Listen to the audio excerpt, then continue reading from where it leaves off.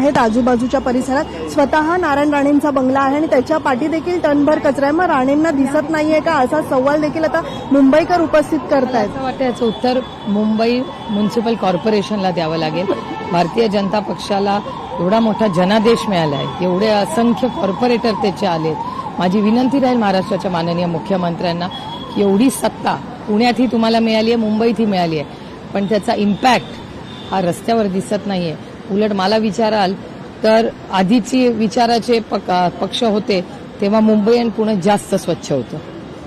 स्वतः 8 नगरसेवक आहेत त्या संपूर्ण जुहू बीचच्या परिसरामध्ये. 8 किलोमीटरचा पट्टा आहे. तुम्ही देखील सकाळी मॉर्निंग वॉकला जातात. तिथले जे लोक आहेत, स्थानिक आहेत, वारंवार तक्रारी देतात, पण कुठेतरी पालिका प्रशासन दिशाभूल करते. मच्छी व्यवसायावरती देखील मोठा परिणाम आहे. हे पूर्णपणे अपयश आहे या सरकारचं आणि कॉर्पोरेशनचं. त्याच्यामुळे हा जो कचरा दिसतोय दुर्दैवी आहे. एवढी मोठा जनादेश म्हणजे गल्लीपासून दिल्लीपर्यंत एक हाती सत्ता आहे त्यांची, आणि एक हाती सत्ता करताना खड्डे असतील, कचरा असेल, शिक्षण असेल, नाले सफाई असेल, सगळीकडेच भ्रष्टाचार होतोय अशा बातम्या वारंवार टीव्हीवर येतात. खूप धन्यवाद. व्हिडिओ जर्नलिस्ट राजेश मनियारसह मीनाक्षी म्हात्रे, लोकशाही मराठी, मुंबई. लोकशाही मराठी ऐका, पहा, जागरूक रहा.